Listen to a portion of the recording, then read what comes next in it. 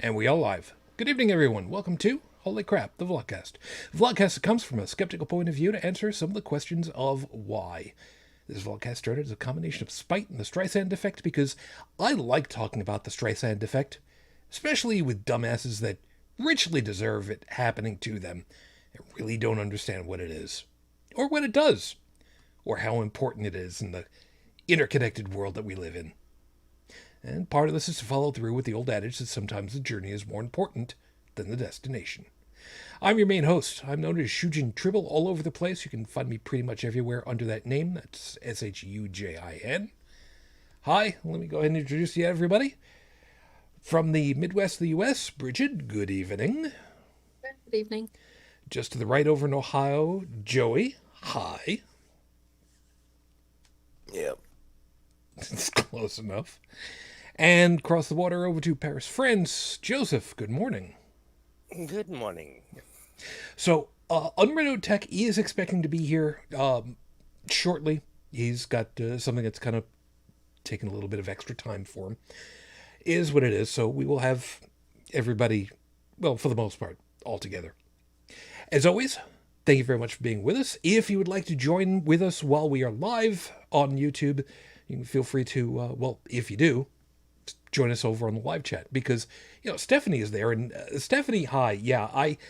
Yeah, a little warning because things get stupid next week because of daylight savings time and standard time. Next week, it changes a little bit. Instead of being UTC 5, it's going to be UTC 4. Whoopie ding. Can we just go ahead and collectively agree that daylight savings time has outlived its usefulness and we should no longer be doing that anymore? Can we just agree with this?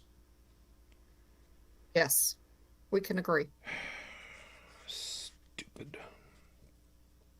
It's a colossal waste of time. Whatever, you know what? Whatever. I mean, the same could be said for the appendix, but... No, we actually do require it. Unless, of course, you enjoy the concept of, I don't know what the right term is for it, but basically stool replacement therapy, I think is the terminology for. I don't remember what the thing. I don't want to be. I don't want to have to swallow freeze-dried gut biome, specifically lower intestine gut biome pills. Doing as koalas do. I don't know about that one. Look, you're not getting any material right now, okay? It's old. It's old. Very good. So, for anybody that's interested, by the way, I have 2 containers of beer left right now, which means I have only one real choice, which tonight is going to be the Guinness Open Gate Brewery Baltimore Blonde tonight. So that's our beer choice for this evening. Reminding you that I've had good success for the most part with Guinness, except for that one time. For whatever reason, that one can did not work for me, and I still don't know why. But you know what? Whatever. Cans. Oh, go ahead. Sorry. No, go ahead. I was just gonna say cans, regardless, tend to be hit or miss. But hey, Guinness has never let me down. Guinness, endorse me. Let's see about that. Fortunately, I still have my my multi-tool here with me because, you know, if ever, you know, you wanted to do a redo of the movie Meatballs, you need to have the corkscrew. Anybody that's seen the movie knows what I'm talking about. Okay, somebody explain to me with these like really cool manual uncorking devices. Why is there why is there a knife? I've never understood that. Why is there a knife? It's little, but it's a knife. Well, it's typically there for, say, if you have one of those really fancy types of champagne bottles that has like the real hard wax over the cork, or for cutting.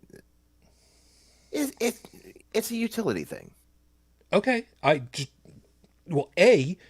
idea that I've never seen such a bottle with a wax thing on it, other than the kind of bottles that Tao would drink out of, makes me suddenly feel very inferior on that angle. Plus, you never know when the worm's going to jump out of the bottle and try to eat you.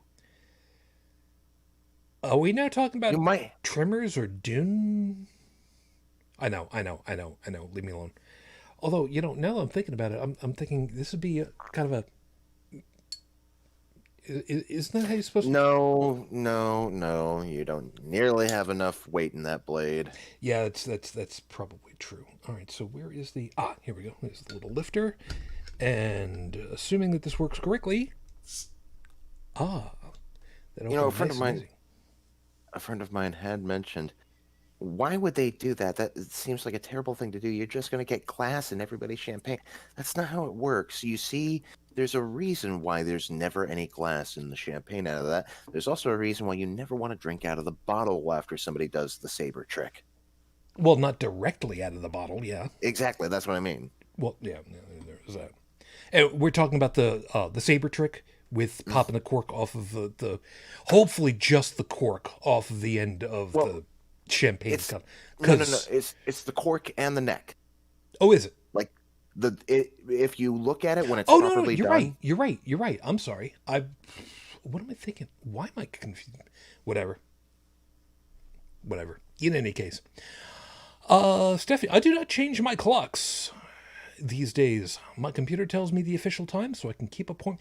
Okay, this pisses people off because the internal clock in the BIOS on my computer, on my computer whose name is Box, which, by the way, is old now. It's like 13 years old, almost 12 years old. I forget exactly what it is. Anyway, no, wait, 8? 8. I think it was 8. Anyway, the BIOS clock is set to UTC.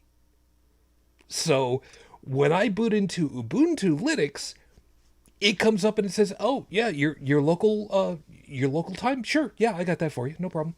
I reboot into Windows, and all of a sudden, everything is just all kinds of helter-skelter for a while until Windows realizes, "Oh, wait, you've got a localization, don't you?" Thanks, Windows. Appreciate that.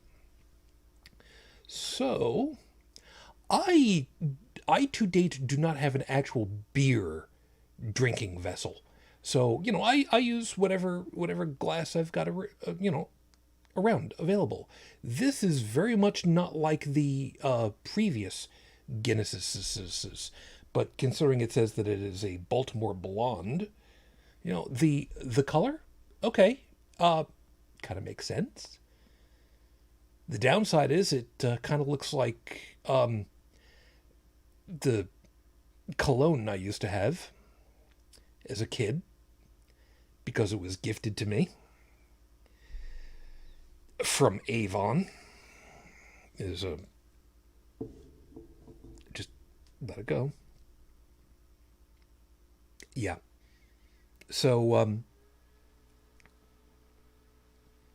it's got a little bit of a head on it. I'm just going to let it sit aside for now.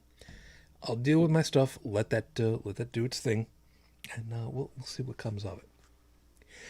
So let me get you rolling over here with your 5-minute freestyle. We'll come back. We'll do the horoscopes update on Rafe, and we'll kind of go from there. So for now, your 5-minute freestyle starts right now. Clayton, yes, it is a name, and no, it's not a reference to anything, but I did put the information in the show notes.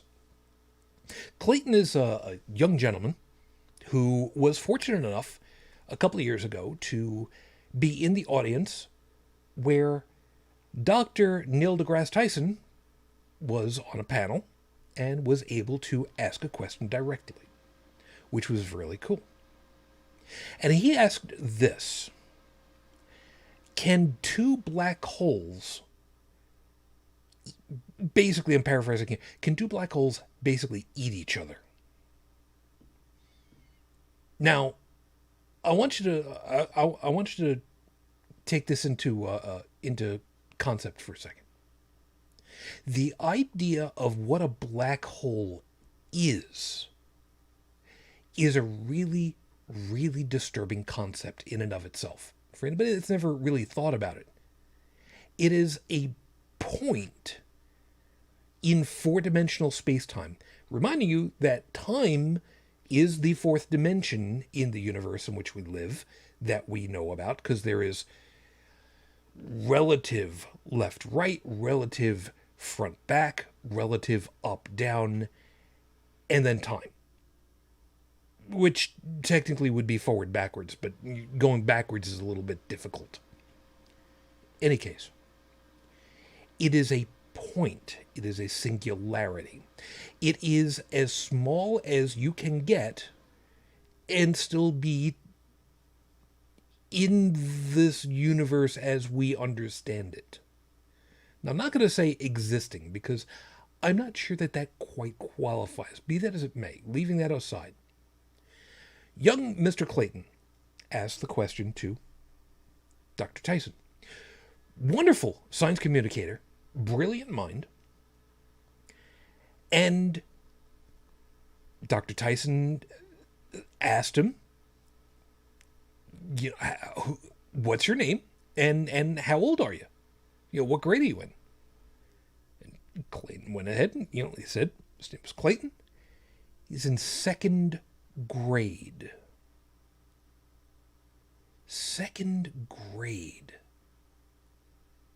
That a young person in second grade has actually got the wherewithal to ask, okay, well, what happens if these two incredibly weird objects get close to each other? What happens? That's amazing to me in and of itself, that the idea of one of the most hellacious things that we have ever conceived of to date in our universe, that a second grader has some concept of what it is. That's fabulous to me. Now, what gets even more fabulous was the answer that Dr. Tyson gave him. Not that he gave him the answer to the question of, you know, what happens, but that one of the things that he said in answering Clayton's question was he had the opportunity of reading a doctorate thesis about exactly this scenario. And you know what it was? One of the first things that he said about it? Again, highly paraphrasing, I didn't understand a damn thing about it.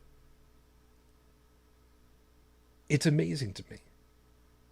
I love the idea that maybe, just maybe, there are still kids who are being influenced, who are being brought up, who are being inspired by people like Dr. Tyson, by characters like Jean-Luc Picard, characters like Spock, who want to learn, who want to explore, who want to know. And they're the ones that are going to be standing on the shoulders of giants who right now actually have knowledge about the subject matter, and they go ahead and they admit, I don't know what the hell they were talking about. Young Mr. Clayton is going to be the person later who is actually going to understand this stuff. The future looks good. If only we can keep it going that way.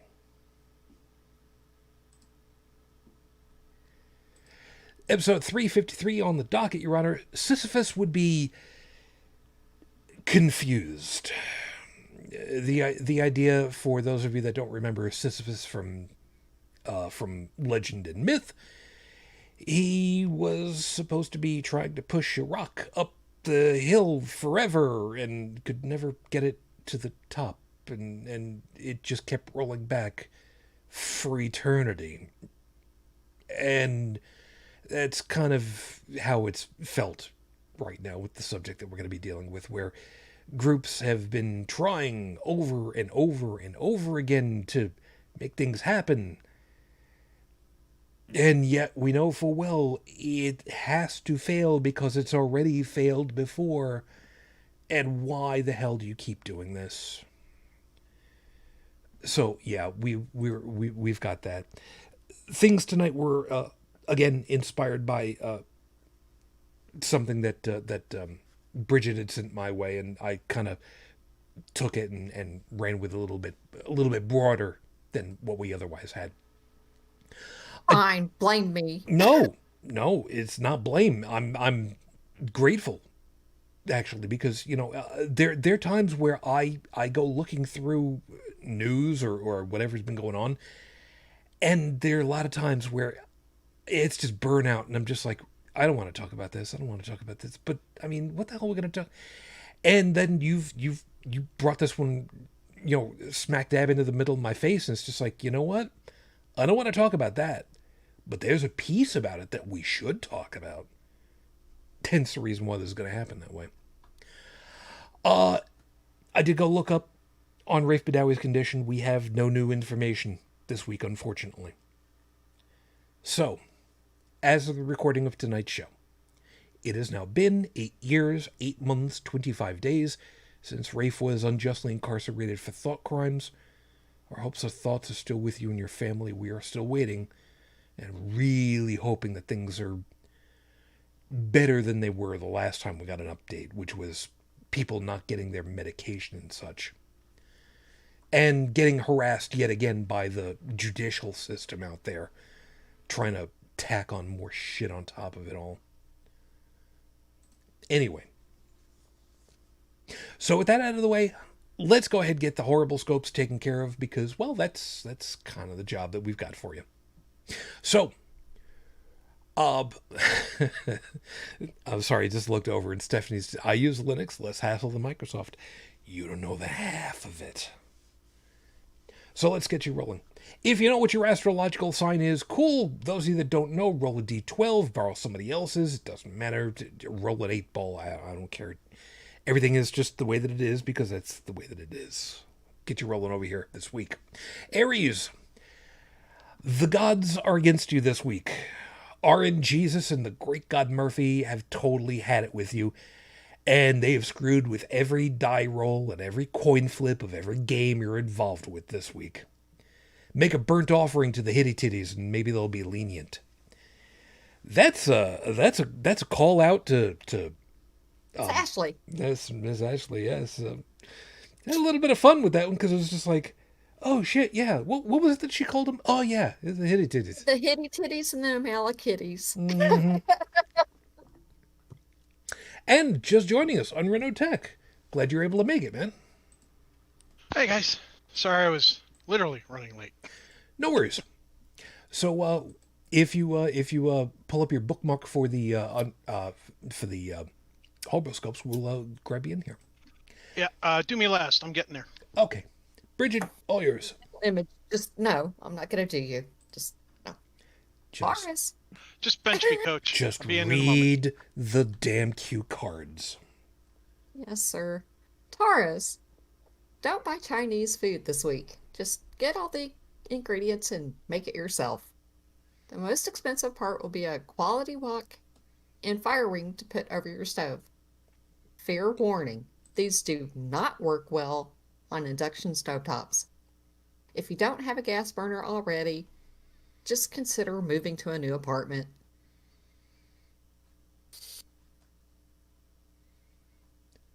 Joe?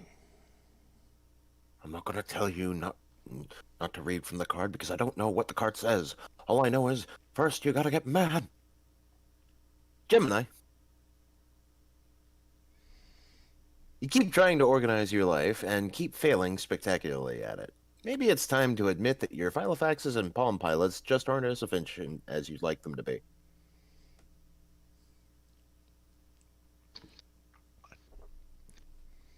Joseph.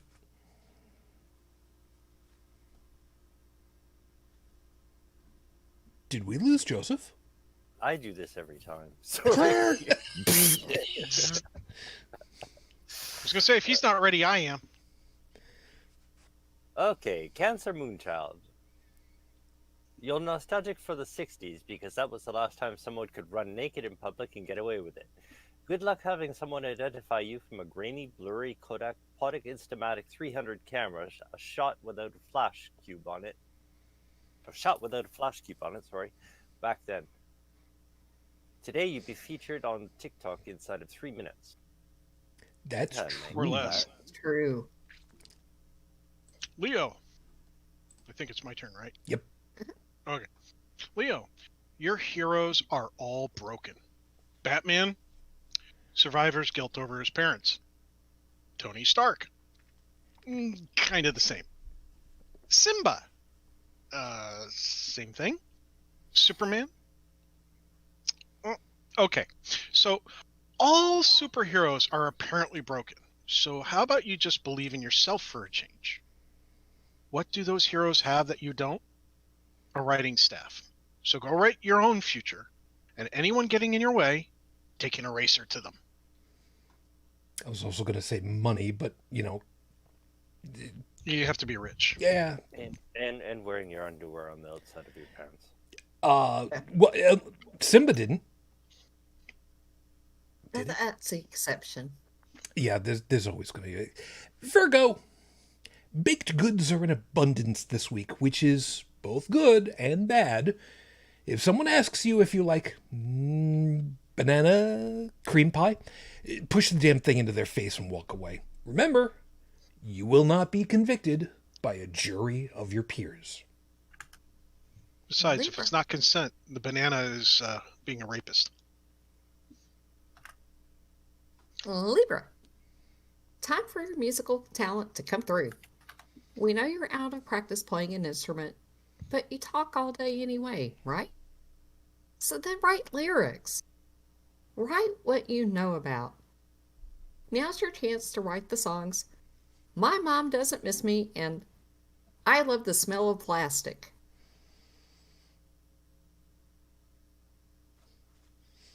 Yeah. I'm just. Scorpio. There are some dirty socks hidden somewhere in that bedroom of yours. Please find them and discard them before they start a new plague. If you're not sure where they are, just follow Toucan Sam's mantra. Follow your nose, it always knows.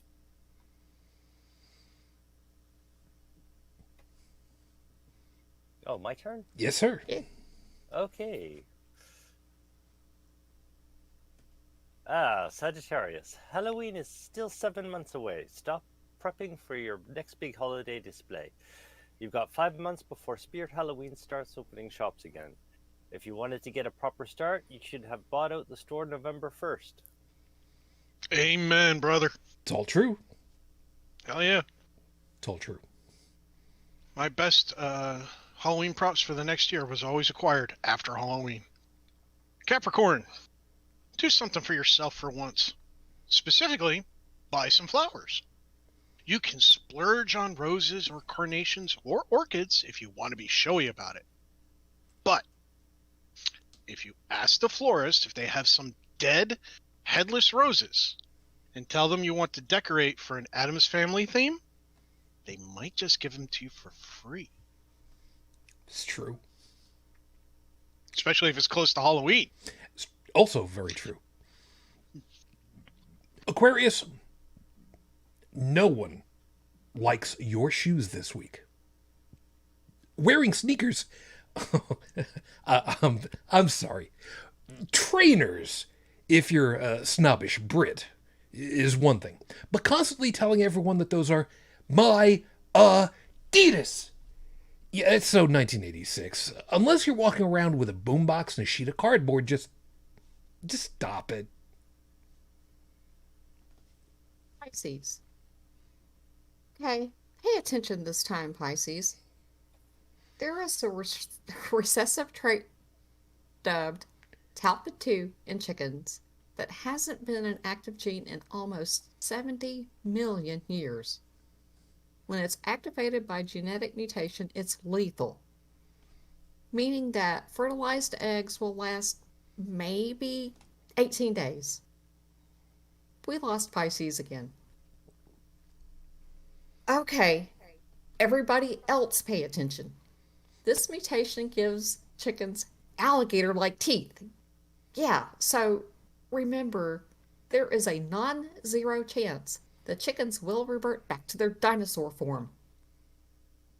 Maybe Pisces can be the first people sacrificed to their new avian overlords. Again, it's true. I actually did homework on this one. It's true. So those are your horrible scopes for this week. Please remember, if you liked what you got, cool. If you didn't bribe me enough. And considering that we don't get bribed at all, screw you. It's what you get, because that's what you paid for. At least these aren't Canadian geese. Could be worse. Could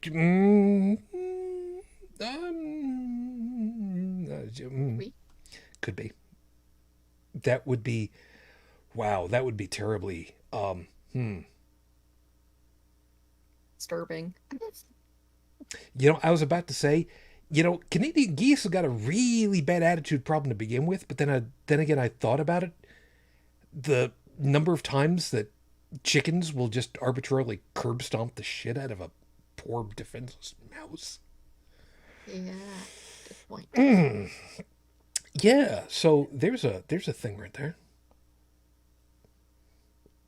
So as an aside, this Guinness Blonde, nah, it's not great. It definitely is not the typical Guinness. Joe, what was? Well, I mean, what was the other stuff? Technically, a Guinness Stout.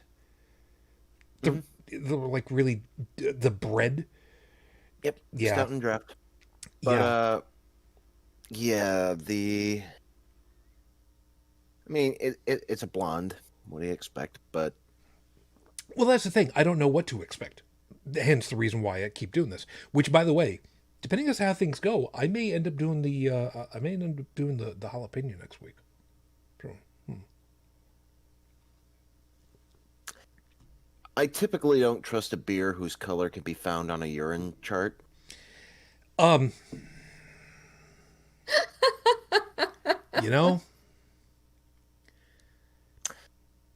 Bridget knows what I'm talking about. I do. That's why I'm laughing. I would say pH level. I don't have anything to test a pH level right now. If your pee is this color, you're dehydrated. Yeah. If your pee is this color, you're dead. Okay, well, in this particular case, I mean, I gotta turn it so that I don't have a glare on the screen. So, professional opinion, Bridget, is this going to come out the same color? No, it's not going to come out the same color, but if your urine is that color, you definitely need to be chugging some water. And if your urine is the color of normal stout Guinness, seek medical attention immediately. Yeah, you're probably showing either some blood in your urine or signs of renal failure or something. That could be a problem. That could very easily be a problem. Okay, so on to actual topic tonight. Like I said, Bridget kind of shot over a news article to me earlier this week, and it was yet again. And before we started the show, I actually kind of asked, what the hell do we call these here in the United States? The Republican Party, who tend to be the conservative, lowercase c, conservative party, for whatever that's worth. They're recessive now. Also happen to be the ones who have been the most closely aligned with the conspiracy groups like QAnon, etc., et al. However, the crazy, insane people. Now to that end, and the overlapping Venn diagram on that one, by the way, is that the Republican Party has been also the group who has been the most tightly interwoven with Yeah, I'm specifically choosing terminology. With the evangelical Christians in this country. And as much as they yell and they rant and they scream about that they don't want the theocratic law, we're going to go ahead and pass laws that say that Sharia law cannot be the law of the United States. Yeah, that can't be because the law of the United States is the Constitution. Anyway, so now that the Republican Party has lost a lot of ground over the last couple of years, yet again, they are ramrodding and forcing new legislations yet again, where the only impetus is theocratic rule, very specifically over reproduction and sex. Because yet again, there are abortion bills going up for legislation, being voted on, being signed by governors, what seems to be for the explicit act of getting it into the courts to get it bumped up to the Supreme Court of the United States. Holy balls. I can't stand the way that these groups keep going ahead and saying, everything's fine, we believe in the rule of law. Oh, by the way, we're going to go ahead and we're going to try to ramrod this through so that... Well, see, now there's the question. Why? When it's already been a done deal, why? After all, that's the whole point of this show, isn't it? So, Bridget, you're the most tightly wound on this one, and I'm saying that from the standpoint of you saw it first. And yeah, I think it was the one in Arkansas that I brought to your attention. Yeah. So I think forgive me for playing the chromosome card here. Yeah. Out of all of us, you're the one who's most likely to, actually produce life and be affected by these stupidity. Yeah. What the hell? I honestly don't know, and it terrifies me for my little one. It really absolutely does. Her biggest fear, is getting raped or something and being forced to carry that child to term. She's already decided that she doesn't want kids, and she's terrified of being raped. And if she was raped, yeah, and she's almost, I won't get into details and stuff like that, but let's just say it's a legitimate concern of hers. And we're looking at some weird warped version of, I hate to keep harping on The Handmaid's Tale and Gilead, but that's what we're looking at. And what really floored me, she was born in Arkansas and we lived there for a long time. And I am quite familiar with Asa Hutchinson. I remember when he was a senator and didn't think he was all that, that bad, that crazy, whatever you want to call him. I believe the active word at this point is until. Until. And even though he had reservations about this law in Arkansas, he signed it anyway.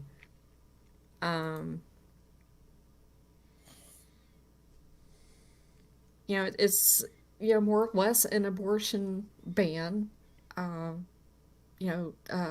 with no exceptions for rape or incest, only when it's necessary to save the life of the child or the fetus. And I'm gonna have to go back and reread this link that I showed to you, but they're deliberately trying to get this in front of SCOTUS. Yeah. And then I found this other bill that was introduced in Texas where they're trying to eliminate abortion altogether from fertilization onward, and have like the woman and the doctor subjected to the death penalty for any abortions, except for ectopic pregnancy. Now that one you can still get away with because that might kill a woman to force her to carry an ectopic pregnancy. Rupture of fallopian tube, bleed to death. Yeah, it could happen. Yeah. And would never result in a viable fetus ever. Yeah, there's a brilliant moment right there, isn't it? Okay, you could kill, quote unquote, you could kill one person that's only just a collection of 512 cells maybe, or you could kill two people, or no, three at that point. I mean, why? I'm sorry. Have we never gone through the thing that says that the death penalty is not a deterrent? Yeah, Well, we've gone through that, and it's not. I'm sorry. Am I mixing my data points again? I'm terribly sorry about that. Well, But and that's even sort the of Catholic position on ectopic pregnancies just pisses me the hell off, though. And after Joseph's done talking, I'll elaborate. oh, it's just a point. Well, the death penalty. From their point of view, anybody trying to impose a theocracy, well, it's the death penalty is still useful because it removes all the those who won't obey from the picture, the non-believers. If you don't agree with us, they want you gone one way or another. yeah, and he's right.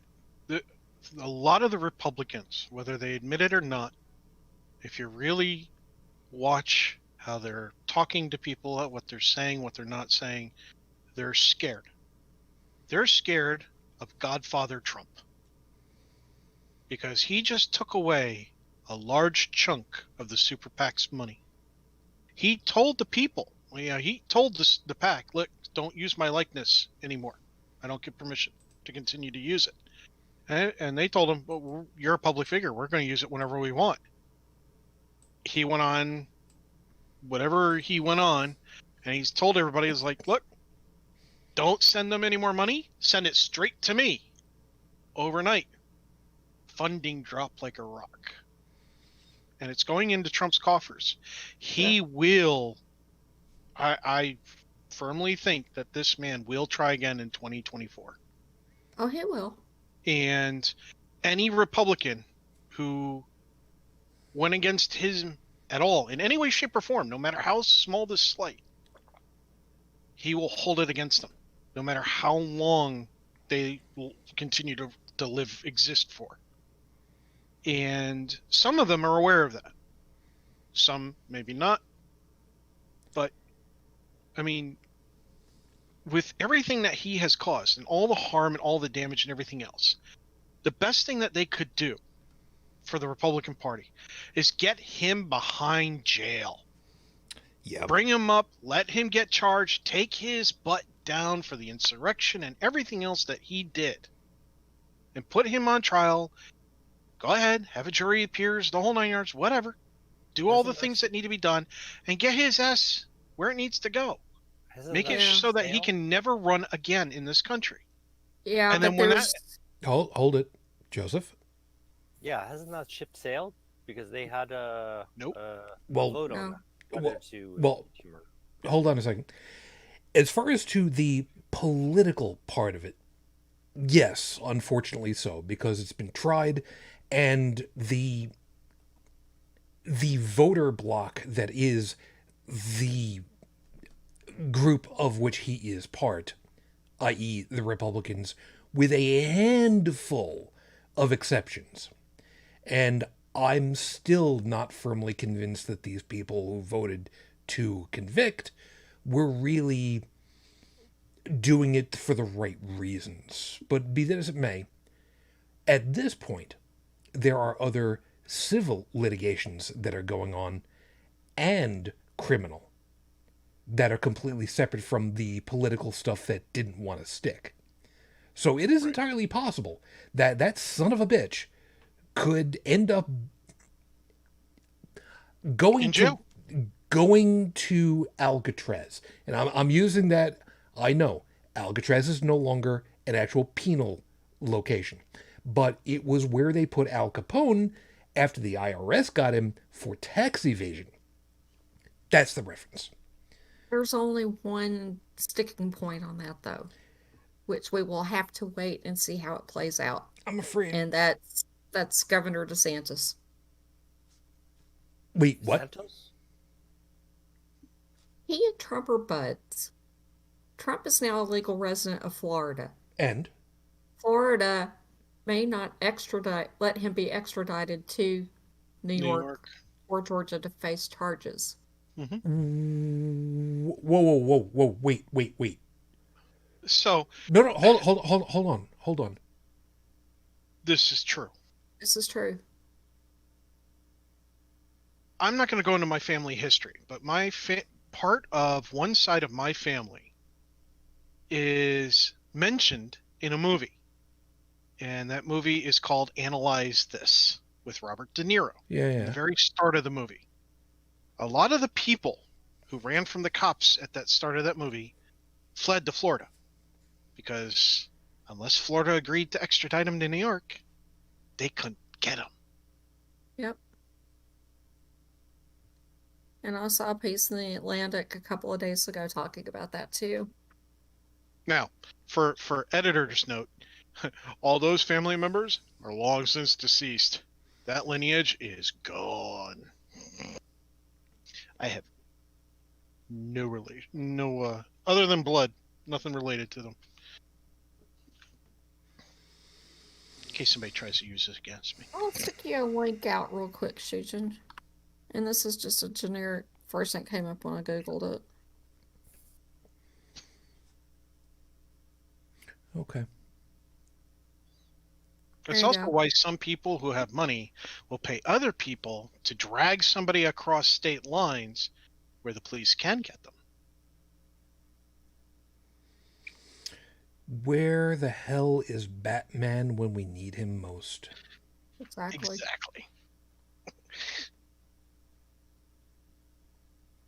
But I don't think I think that was something that I wouldn't even want to put Batman to the test on. Well, I mean, he got somebody internationally from China, I think. So, all right, yes. Technically speaking, I think it was Hong Kong, but also wasn't. I could be wrong. Hold on, let me double check. There was an episode of Batman where the president had done something the president wasn't supposed to do, and it was illegal. And Batman made a visit to the president and said, "This is your one and only warning. Don't do it again."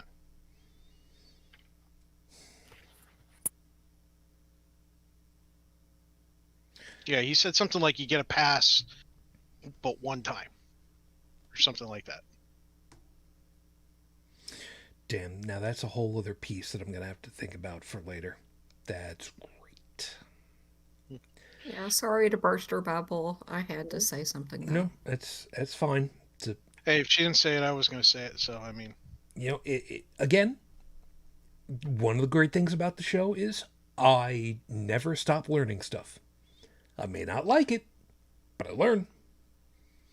I learned that there's so much that I really don't know anything about.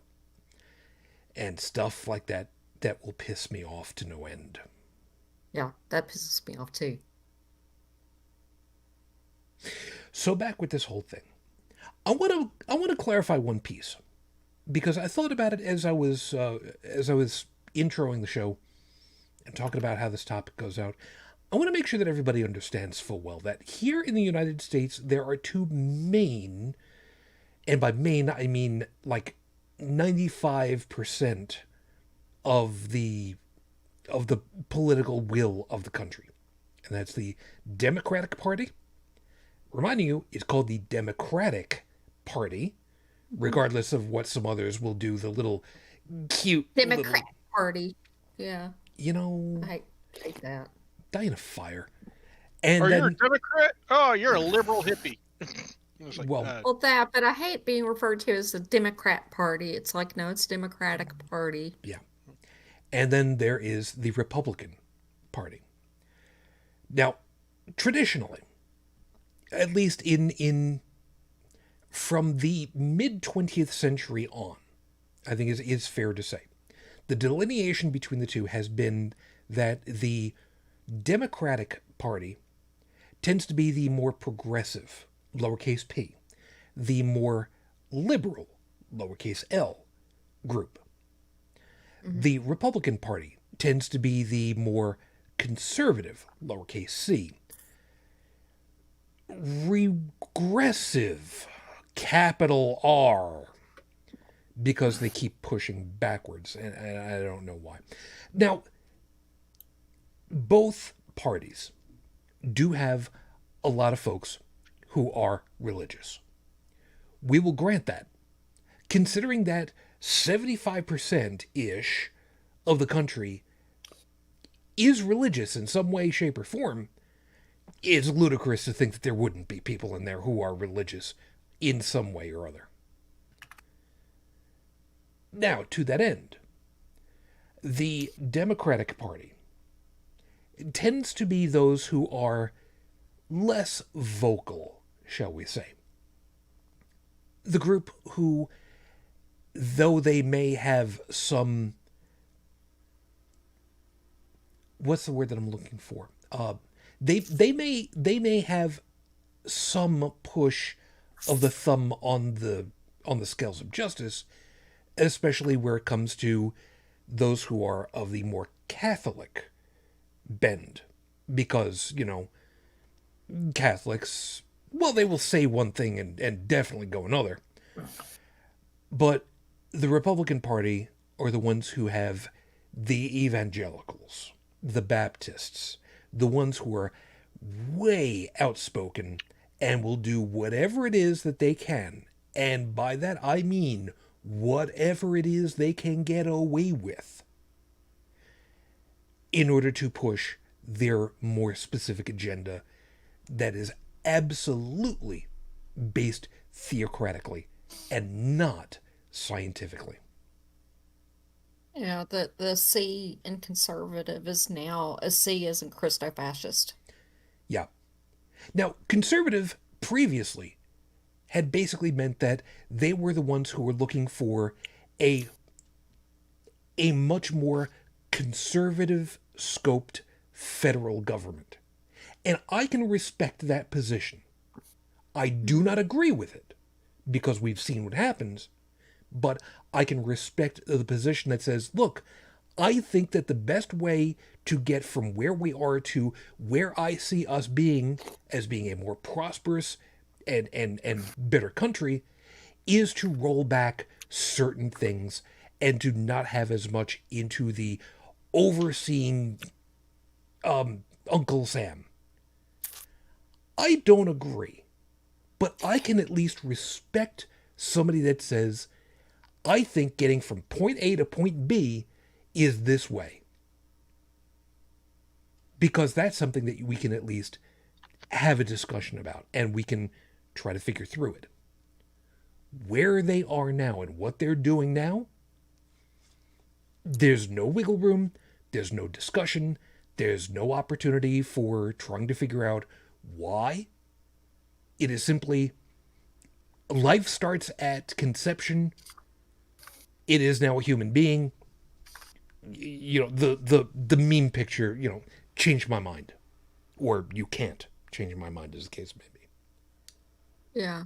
And I don't think life begins at conception. I think it's an ongoing process, like George Carlin once said. It's an ongoing process, recycle over and over and over again. It's been going on for a long time. It's going to continue to go on for a long time. We have so many people on this planet that if we aborted 1 out of every 2 children, across the world for several years, we'd still have too many people on this planet. We're not in danger of running out of people. That is not a resource that we have to worry about. What we have to worry about is we have a resource that we have to care for. And not just children, but the planet and everything else on it. And, you know, oh, the condom broke. Shouldn't force that person to have to go through pregnancy when they were trying to do things the right way.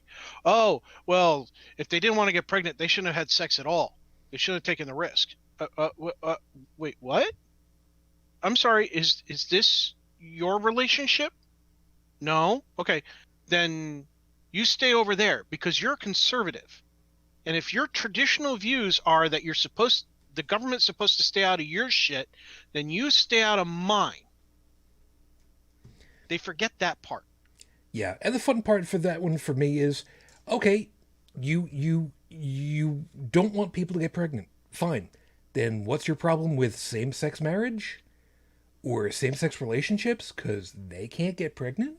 Because traditionally, marriage is between a man and a woman. And believe it or not, conservatism is about making things stay along traditional lines. So because that breaks their tradition, they are against it. It's that whole mind group think again. Like Joseph likes to point out, is that if you're going against the group, you're wrong, even if the group is wrong. I don't like to point it out. No, Dude, you do like to point it out, and you're good at it. No, it's not that he likes to point it out. It's not that we like him to point it out. It's that it has to be pointed out because it's right too damn many times. Fair enough. And actually, I'm afraid people are getting sick to death of me pointing it out. You know, there are a number of times where you will point it out, and it's blatantly obvious that you're right. There are times where my pet things come out, and forgive me for sounding like I'm a little full of my... All right, I am full of myself, but be that as it may for a second, that, you know, blatantly right, because it fits the situation.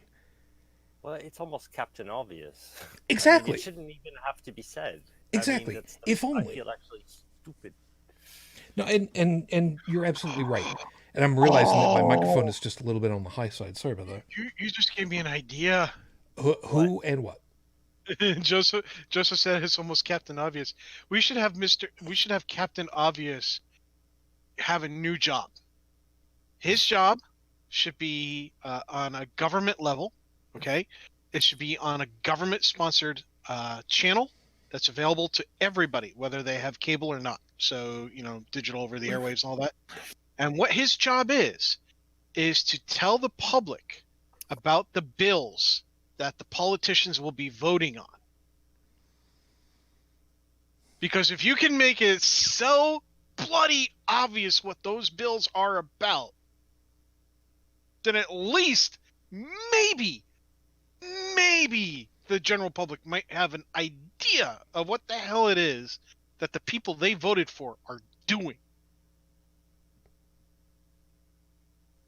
I wish it was that easy. I wish there was a place online where we could actually see. It probably exists. You can. There's multiple government websites as well as independent websites where you can actually read the bills that are going to be proposed, that are going to be voted on before it even happens. Oh, nice. Okay.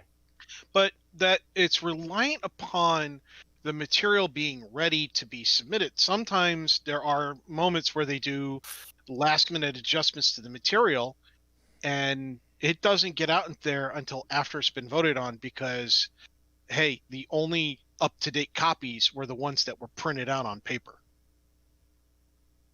That's wrong. It is wrong, especially in a digital age. Yeah. That's also could be purposeful. Oh, it is. Because there are a number of times where things have been added at the last minute to put... writers. I'm still against writers. I think they should be banned, just like I believe lobbyists need to be banned. Yeah. If 100 people want to make their point heard to their local politician, should not be allowed to bribe somebody to go do it for them. The 100 people should show up. Yep. But again, that's how it used to be. It's but again, it's all a whole other piece, and we'll again, more stuff I get to be pissed off about for later. You want to go back to the past? How about this? No lobbyists. Oh, I'm sorry. Did that hurt your wallet? Yeah. Conservatism sucks, doesn't it, asshole? Yeah.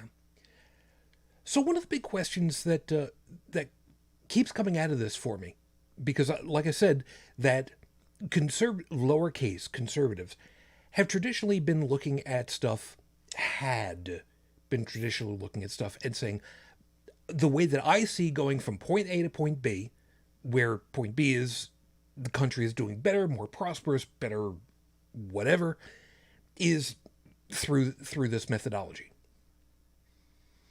But the problem is, and I've said this before, what does point B look like for these people? What do they see as, what is the goal that they're trying to get to? And I really, really want to know, what is that?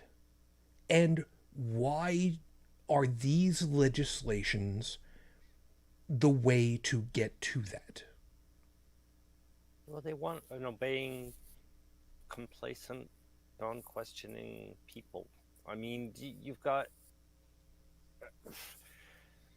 during the Reagan years, the Republicans, they were more conservative and everything, and yeah, well, there's a few pigeons on the way. If we set up things like this, well, if we make the rules like this, people are just going to obey.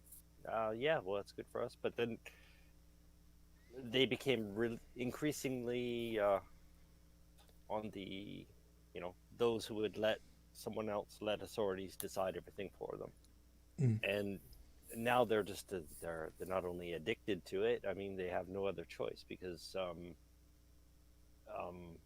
out of the U.S. population, well, with QAnon, I don't know what the numbers are, but it's less than the majority. And with all the nuns appearing, let's just say their chances of a power grab are dwindling. So, that's why they're panicking.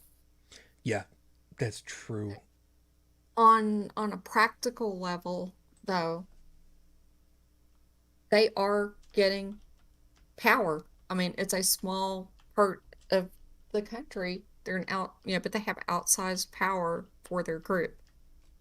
And an example of this is most of the hospital systems in this country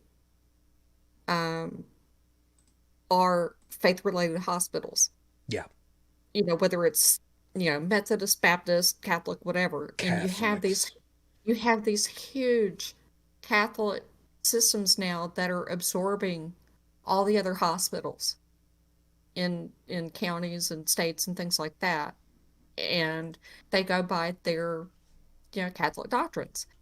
And this directly impacts women. Overpopulation is a problem, okay? Feeding children when you don't have many is a problem. But if you live someplace like Seattle and King County, where, Washington has liberal laws for abortion, but right now over 40% of their hospitals in King County are owned by Catholic corporations or Catholic hospital systems. Yeah, so how are you going to get an abortion? You're not. The county that I live in now, all of the hospitals are owned by Catholics. And before you jump in, shoot, I'm going to get back to this ectopic pregnancy thing. Well, if you happen to have an ectopic pregnancy, it's very easy, to give a woman a methotrexate injection. Boom, problem's gone. Woman's not dead. Pregnancy is terminated. If you are in a Catholic hospital, they will not administer this drug to you. They wait until your fallopian tube ruptures, and then they try to save your life. And that results in loss of fertility. You could bleed out to death and die, but they let it get to that point before they will intervene. And then you have to have invasive surgery, which is total bullshit, but that is the way that they do it. And if you happen to give birth in a Catholic hospital and you want to get a tubal ligation, you can't. That's against the precepts of the Catholic Church. So, no sterilization for you, no vasectomy for him, nothing. Yeah, well, the when you're always talking about the numbers population, not you're always talking about the numbers. Sorry, we hear often about it. Often comes up in the conversation. We're talking about population numbers, and well, the believer population, the believer percent of the population is still a minority, you know. So the non-believers, well, they just have to go away, so they don't count. And anyone dumb enough to, follow their orders, well, that's exactly who they want being born. Well, they do, but for the people who know better, if they hijack your medical care, what are you supposed to do? Pray. Yeah, you're fucked. And that's exactly what they want. Yeah. Another thing, and we all know that it doesn't do shit. Yeah. And another thing that, it's win-win, because if you can't afford the baby and you have to put your kid up for adoption, or, well, let's have a look at the numbers who make up a good lot of the ranks of the priesthood. And a lot of those numbers are from people from broken homes. Didn't used to be. You really want to go back to and think along conservative lines. When people couldn't afford to have their kid, they put them up in orphanages. Institutions that traditionally were never funded properly, traditionally didn't have the appropriate care needed for some of the hard cases. Typically ended up having to give up on kids. Many orphanages didn't come out until long after being shut down, would actually kill kids, babies, bury them in a pit. All in all, it was really bad experiences for the kids, sometimes fatal. I'd almost say that orphanages are almost priest farms. Yep. And then on top of that, they're speaking of farming. How about grooming? Plenty of history shows us that many of the religious orphanages had many cases of pedophilia. So we have that going on. And let's see what else. Well, all right. Oh, yeah. Pause it there. It's particularly nasty. This whole regressive mentality is nothing but damning in every sense of the word. It is. And if they force a woman to give birth to a child that she cannot afford, and they will not allow her access to birth control pill, they don't want the state to pay for that child either and help support it. And they're like, well, you shouldn't have had sex. Keep your legs closed. And it's like, okay, if you're married and you were trying to be responsible, and you're saying, well, don't have sex, don't take that risk, are you going to pay for the, husband to go, pay for it elsewhere? Is that what you're advocating? See, the rich will do what the rich has always done. And that's get an abortion somewhere else. They'll fly the woman out quietly. Oh, she's taking an extended vacation. Yep. Yep.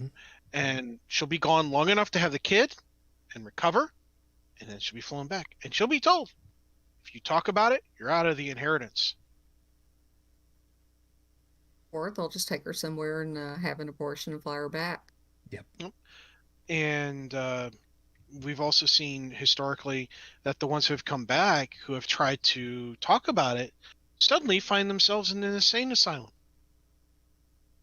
or flown back out of the country, not to return, or a bad thing happened. They don't have insane asylums anymore. We Well, don't have yeah. mental health anyway, thanks, Reagan. Oh, drugs. Hell, just fill them up with Xanax. Or worse.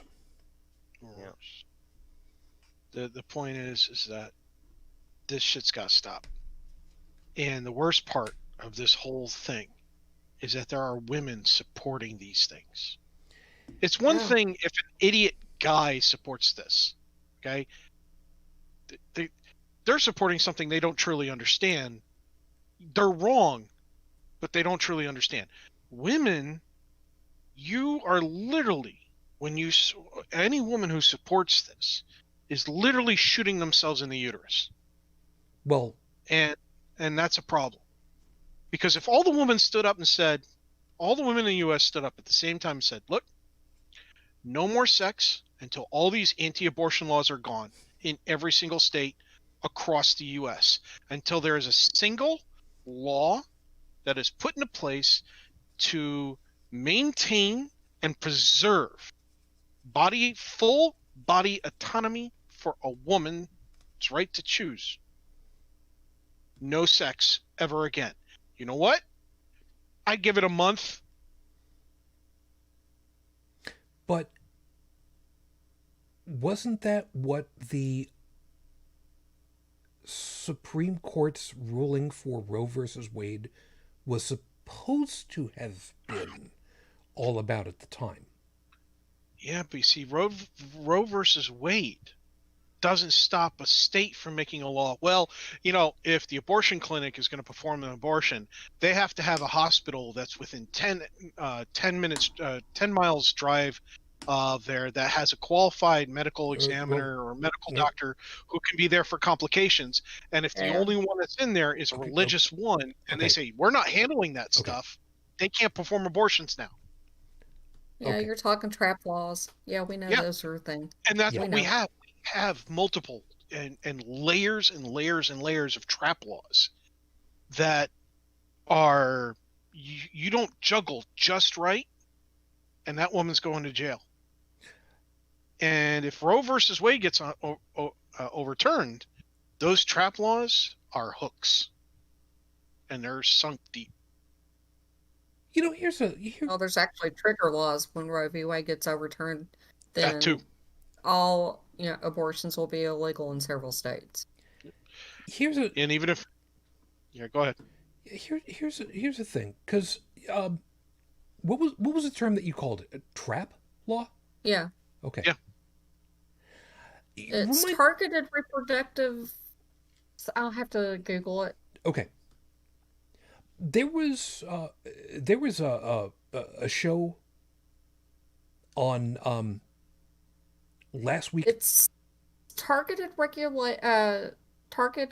regulation for abortion. What are trap laws? Targeted restrictions on abortion providers. That's what it is. The term reminded me, because this is the way my brain works sometimes, leave me alone, of John Oliver's show Last Week Tonight, where he went through and talked about, well, some people are going to get the reference, Eat Shit, Bob. And it was, when all was said and done, it was about something called slap suits, which are basically nuisance suits to try to keep people from, to basically take them up on some bogus claim to drag them into court so that they waste a whole bunch of money for really nothing that's going to pan out of it all. And that there are some states who are working on legislation to keep those things, these nuisance lawsuits, from being followed anymore. Filed anymore. The wonderful quotes of Mr. Butters, or Mr. Nutters. Yeah. So here's what I'm kind of wondering. Would it really be wrong to enact something similar? So that if a state intentionally files legislation and enacts it that is in direct opposition to already established shit that doesn't work. God damn it. As my brain is going further and further into it, it's just like, well, that's the entire reason of having the Supreme Court, so that they can go ahead and they can look over these laws and find out, is it actually constitutional or not, because that's the methodology that's put into place. Damn it. Have you been following? Well, anyways, I've been following recently the workings of Andrew Seidel. Yeah. Yeah, if you want a real look at, I'm probably going to end up buying his book because, I mean, there's too much in there.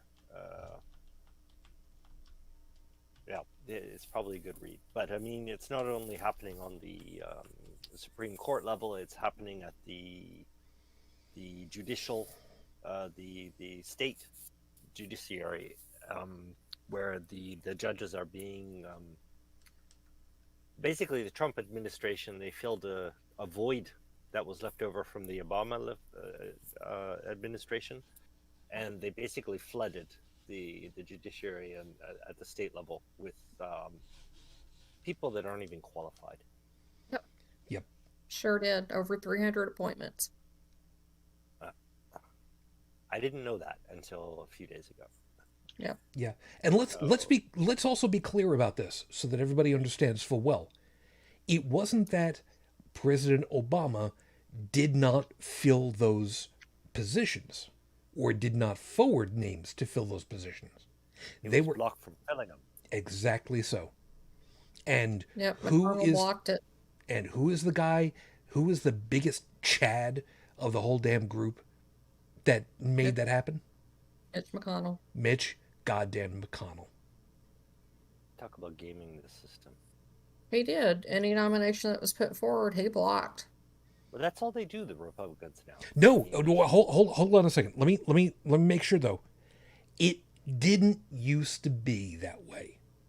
Oh, it didn't used to be that way until 2010. It wasn't made to do that either. That's right. That's exactly right. And that's the thing that pisses me off, because again, this plays into the whole what is the view of the future for these Republicans that they're trying to get to? Because if actions speak louder than words, it's we want to be able to dictate, not rule, not govern. We want to dictate, which, as we know full well, granted it's only in English really, but I mean that's only a handful of steps away from dictator.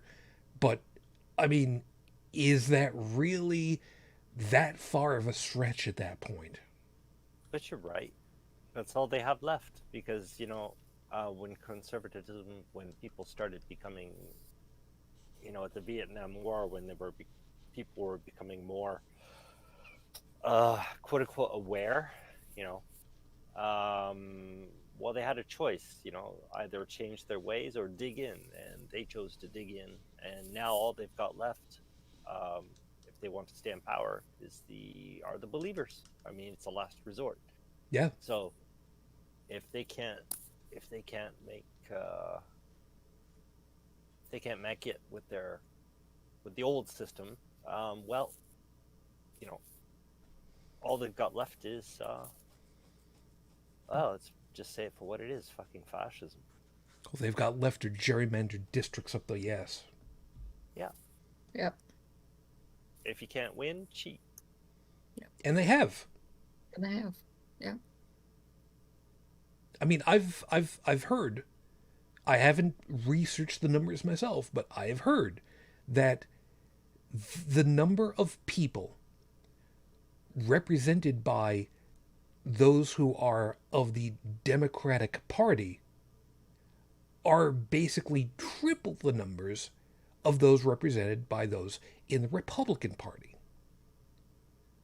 I think that's about accurate. I don't know the exact percentages, but it's something like that. Yeah. I'm sorry, say that again? That again, I'm not 100% sure about the numbers, but effectively, The number of people that are represented by those in the Democratic Party are twice, 3 times more than those that are represented by those in the Republican Party.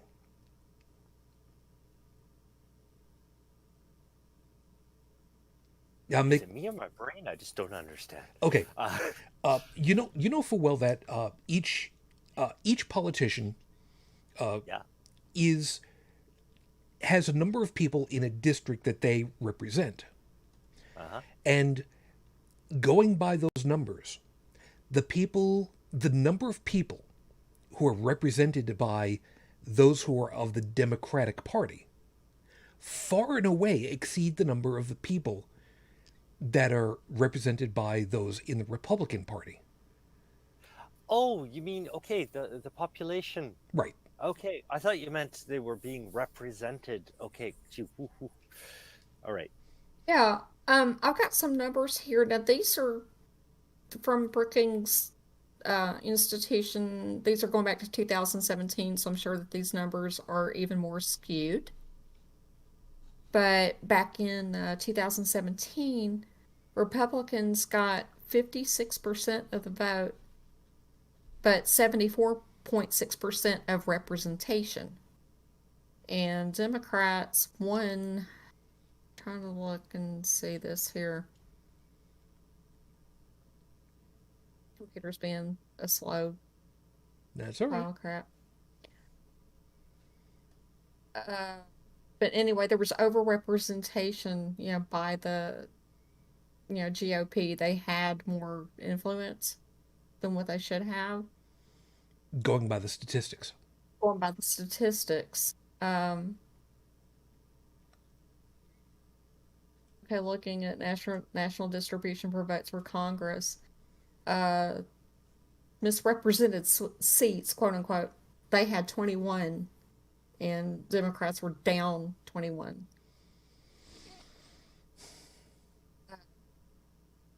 Yeah, So yeah, now the Democrats have like a majority of the vote, but less representation for those votes. And that's again gaming the system. It's gaming the system. So what to do? That is a very good question. Well, make it impossible to game the system. Yeah. Like I said, this is 2017 data. I'm trying to find more current data, but here's just a picture for Joseph. Okay. That's sticking here that I found from Brookings. I love pictures. What it looks like. Yeah. Now, knowing full well that, this is from a couple of years ago, we know full well that we had an election here since, and things were interesting, to put it mildly, that there were people who were able to vote, who found ways to vote, who were offered ways to vote, that, in light of the current, C-19 situation, made it safer, made it more available. And for whatever reason, and it's been admitted to, when more people vote, fewer Republicans are elected. Now, that's not a direct quote, to the best of my recollection, but that's pretty close to accurate. And it's funny that way. It's not a northern-southern thing. It's a population thing. It's an education thing. Mm-hmm. It's amazing how that works. It's also an age thing. God, wouldn't it be nice to have more representation by those who are, going to be spending the most amount of time dealing with the fallout of whatever legislation happens. People in their 70s should not be the ones doing, writing legislation that they're not going to live long enough to see. I mean, it's just absolutely bizarre. I mean, the country was founded on guys that were under 30 years old, for Christ's sake. Well, all right, except for Ben Franklin. He was fucking old before he was old. But he still liked the ladies. And they liked him back. Good God, they talk about 1 in 5 people in the world is a descendant of what the hell was his name? Genghis Khan. I wonder how many French folks can be traced back to. Oh no, wait, because he actually had a prophylactic, didn't he? Unless you are, wait for it, the Mongols. Right. Was it Madison? Yeah, it was Madison that got all kinds of pissed off at him when they were in France because he was doing it with the ladies and he wasn't worried because he had a prophylactic. Well, he had one. I mean, he kind of reused it because I mean that's what you did in the day. Syphilis. Well, yeah. Okay. Now see, now you're just picking on the guy for And he was well known for it. Well, yeah. He actually used to hang out. At the time, it was the suburbs, but he was loaned a castle by the Comte d'Artois. It's kind of funny how close the founding fathers were with the French royalists. Yeah, right up until the point where they lost their heads. Yeah. Oh, wait. Funny that worked. They used to hang out in a country home in Passy. If you look up Passy on the web, to the west side of Paris. Mm. And you can still visit the remains, parts of the remains of the former country chateau where he used to hang out. But anyways, the founding fathers, they were starting a great experiment, and they just began setting it up. They weren't done yet. The job wasn't done yet. So since then, we've been basically building on their model. Yep. And the Constitution now, it's basically being ignored because nowadays people can say what the Constitution says, but it actually doesn't say that at all. But you've got a good lot of the population that think that the Constitution is direct from the Word of God. Yeah, Dad pisses me off to no end. And I think it's there that we have to look. We have to. That's the problem to fix. These fucking believers that wish ill on others who aren't like them. Everything was fine. When the economy was great, everybody was comfortable. People like that were tolerable. Their leaders were happy because they're getting their cut of Everything income their followers are making. But when things get hard, well, they have no choice but to dig in, and then they start, when their own following starts to run out of resources, well, they want access to everybody else. Why sex? It's control. It's a moral gray area, even for believers and non-believers. I mean, like myself, I would like to know when sentience starts. We still don't know that. In a fetus, when sentience begins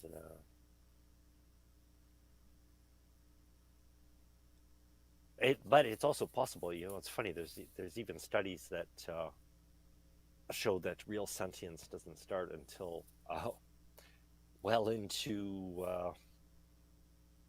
something around 4 or 5, which is really odd. But could be true. I don't know. But anyways, the question's still out there. So, anytime there's a moral gray area in the population, Of course, the church tries to shoehorn in because I mean, that's their prima, whatever. Their first purpose is dictating morals, so they say. Yeah. It's supposed to be their job. Yeah. Whole Judeo-Christian heritage thing that they claim, and under Judaic, tradition, there is no prohibition against abortion.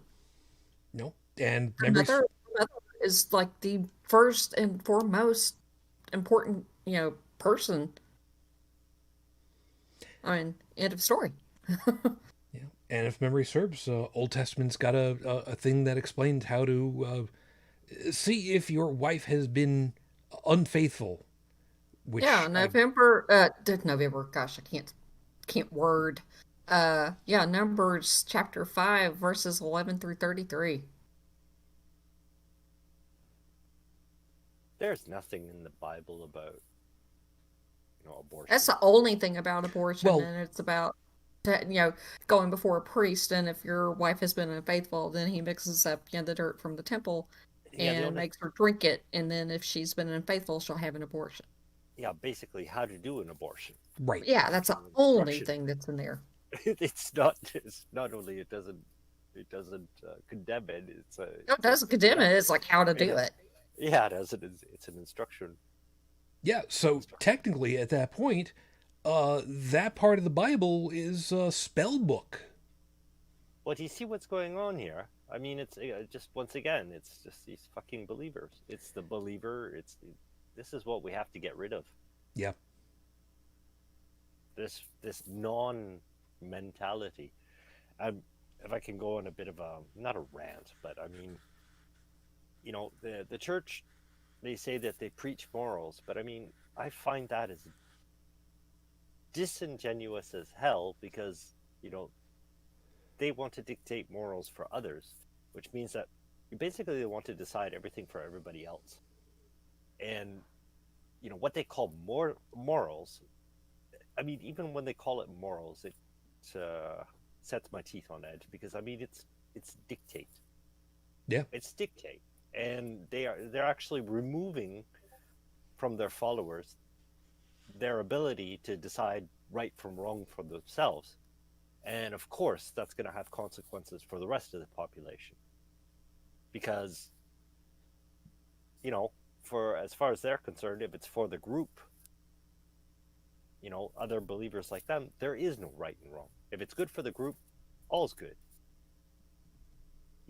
We'll go with Jericho, if you want to read the book, how many fucking genocides there are in it. Yeah, well, it's in the Bible, so all is well and good. I'm sorry you asked that question because the first thing that came into my head was, a heretic woman have a tab open for that. Fuck. Yeah. It's been how long? I still miss that bitch. I do too. I do too. And, with the current law, and I'm not talking state, I'm talking about, Supreme Court and all that other stuff. I mean, if they went by stare decisis, which apparently is no longer a thing,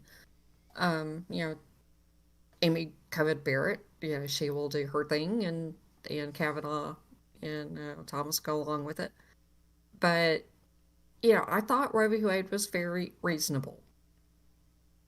And, since we don't know exactly, when the brain's developed enough to, function and all of that, the general guidelines have been, up to, 24 weeks, the age of viability, and then allowing for, abortions past that point if there's, something, Extraordinary. wrong. Yeah. If there are medical reasons for it. And I feel like that is perfectly fine. That's the way that it's been, since the 70s. And, that's a logical cutoff point that most people should be okay with. There's the operative word, though, isn't it? Most. I mean, should. Should. Age of viability is a good cutoff point. I feel like that's fair. And then, for medical, issues, then you still have that leeway to where, we can do this, for the mother's health, or, because there's a deformity and it's not compatible with life, for the fetus or whatever. But why they're trying to get rid of that age of viability cutoff is just, I don't see any good reason for it. What do you call viability? Sorry. The age where, it can result in a live birth and that baby can, live on its own outside the womb. Okay, got it. Sorry. Yeah. There's a downside to that one in that, that point can and has changed as medical technology has advanced. So there's always going to be the argument of, well, we can't really know where that is because some groups have got more medical advancement than others, because some hospitals have got more money because they've got more money, but Yeah, but the 24 weeks makes sense. Yeah. Now, anything that's born forward then at like 21 or 22 weeks is going to be very, very sick and have to have lots and lots of NICU, and who only knows what kind of quality of the rest life. of its life. Yeah, exactly. It's going to be sickly. And I don't consider that, quote unquote, viable. No. I mean, under normal circumstances, that would not be a viable pregnancy. No, and it honestly, just because we have the technology does not mean we should. Yeah. And I, for one, would think that it would be completely unfair to that life to intentionally bring it for the sole reason of callousness. Yeah. Can you imagine condemning somebody to a shit life just because you want to impose your dictate? Yeah, I'm on a diet, so you guys can't eat donuts. No, that is exactly it. No matter how stupid or how silly it sounded, that is exactly what it is. Just because I'm not allowed to do something, you shouldn't be allowed to do it either. Well, wait a minute. I don't believe the things that you believe, and only those things that you believe in tell you that you can't do certain things. Our government, on the other hand, says our legal rights, we can do these things. Well, I don't care what the government says. My beliefs trump your government. It's like, no, they don't. You're delusional.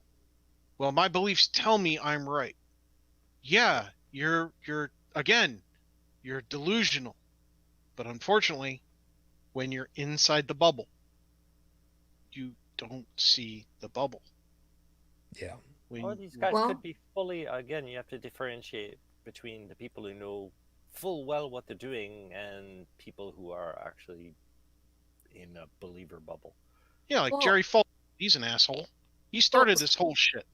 Some of the states, too, though, have these anti-abortion laws where even if you have severe fetal anomalies, they would not allow you to terminate that pregnancy. And what I want to know is if they force you to have a child with severe deformities that's going to require millions and millions and millions of dollars worth of health care over its lifetime, who's going to pay for that? But they don't want to. They don't want the states to pay for it, but who is going to pay for it? Hey, but you obeyed us, so it's your problem. Yeah. But parents can't afford it either. They don't care. Some of the, because I've been in this, on all sides of the industry since 1986. I mean, I'm old school. And I can't tell you how many times I have seen, charges for kids who were so sick when they were premature, and then have to go to, physical therapy and respiratory therapy and all that stuff several times a week, and their insurance policies would only cover like 10 visits a year. And so you have these parents that are on the hook for $50,000, $60,000, $70,000 a month worth of charges that they have to keep their child going to in order to keep it alive. And they can't pay for that. State doesn't want to pay for that. The insurance company can't pay for that because the state only mandates that they cover 10 visits a year. What kind of shit is that? It's the kind of shit that apparently God only gives you that which you can handle. But I saw that all the time. Yep, that's how they basically dismiss it. It's just like when somebody's child dies. God needed another angel. Oh, you're if I had another kid and that kid died and somebody said that to me, I'd be in jail for assault and battery. Well, and like these kids with spinal bifida and cystic fibrosis, who the hell is going to pay for that treatment? Jesus, just pray and the Lord will provide. These guys are just, for me, the epitaph of evil, because I mean it is evil. They shunt all of this. They make all these rules and they shunt all the responsibility for the rules onto the people they impose them on. I mean, yes, it's just exactly. a shirking of responsibility. You know, we're going to take all the good stuff. All the bad stuff is for other people. I mean, yeah, like that woman in Texas that was brain dead, and she was 13 weeks pregnant, and they kept her on life support against the wishes of her husband. If I remember correctly, that kid didn't make it either. No, didn't make it. Nope, nobody made it. But they definitely traumatized the dad. They definitely traumatized all the family involved. And insurance wouldn't cover it because Christian caring right there, folks. Well, insurance wouldn't cover it either because they don't pay for treatment on dead people. Is two pieces. One, about that one, it wasn't just the husband's wishes. It was his wife's wishes, because she was a medically trained first responder and she knew, and she had it written out. And the legislators, the effing governor, who was Bush, not one of the presidents, but one of the others, intentionally got involved in the damn thing and wrote legislation specific to this person against the family's wishes. And see, here's the part that gets me about that real quick. Is the funny thing is, the ironic thing is, if I remember correctly, aren't they conservative? So they should actually be doing less government involvement in people's personal affairs. And they were doing the exact opposite. It's almost like they weren't conservatives. Or even worse. I'm sorry, was that enough sarcasm in there? Just a little bit. And okay. I found the piece that I was looking for. For anybody that wants to go ahead and open up your Bibles, Genesis. I know, I should probably say it with the correct gravitas. Genesis? A handful of people that get that riff. Genesis 3:16, and I read from the Standard English Version. Quote, "To the woman he said, quote, I will surely multiply your pain in childbearing. In pain you shall bring forth children. Your desire shall be contrary to your husband, but he shall rule over you."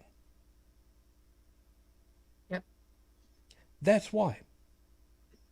Because, and then later on, there's many passages that show that women are even less worthy than goats in that same book.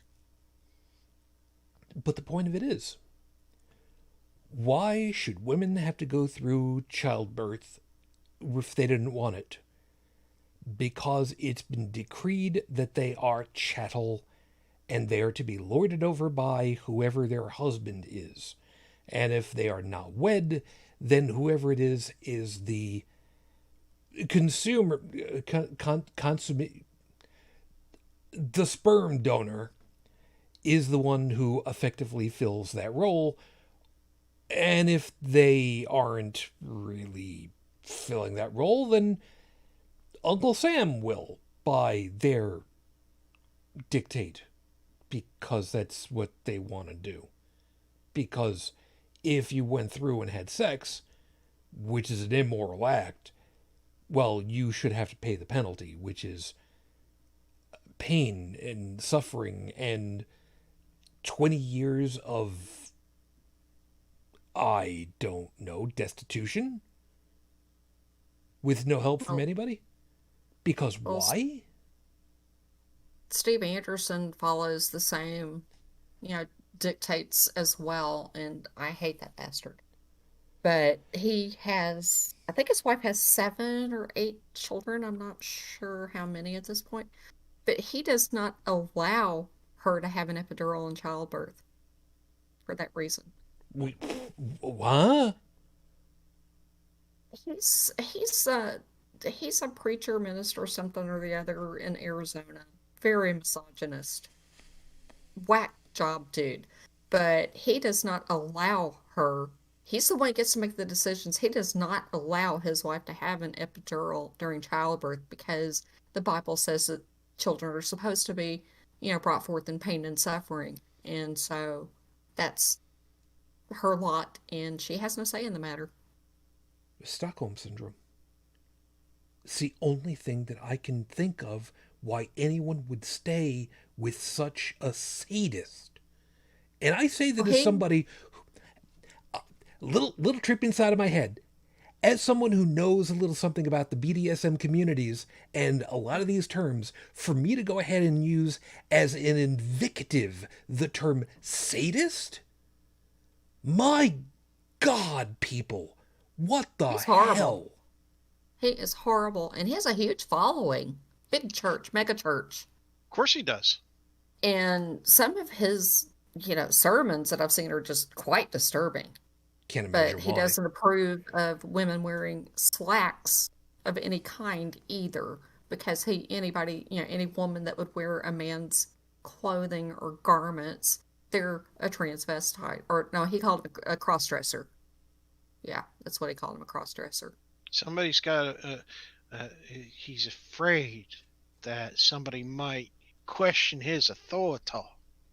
Yeah, or his but sexuality. when it was on his website that he would not allow his wife to have epidurals, I was like, what the fuck? Yep. It's not your body. No, that's the thing. Looking at a as far as he's concerned, it is. It is his body by possession. Yeah, his property. She is to be submissive in all things. Remember the good old days when pants were the mark of a barbarian? Hey, I got a kilt. Let's do this. No. And I got a full kilt, the kind you have to pleat yourself, that goes over your shoulder, the whole 9 yards. And I know how to do it, too. See, when he says the whole 9 yards, he literally means 9 yards. The whole 9 yards. Some people understand that. This thing is long. Yes, 9 yards. I know I've said this before, but it tickles me that, especially from a historical sense, those who decide to make legislation to try to regulate the use of a uterus are the ones who have the absolute least experience with a uterus. This is true. Yeah. Yeah. Thank you for. I mean, I did see it before, and I was going to mention it and just flew past with other stuff. It's true. It's absolutely true. We have people who constantly try to do exactly that. And Joe, I want to hear you laugh about this. Old white men who don't understand that you don't urinate out of a vagina.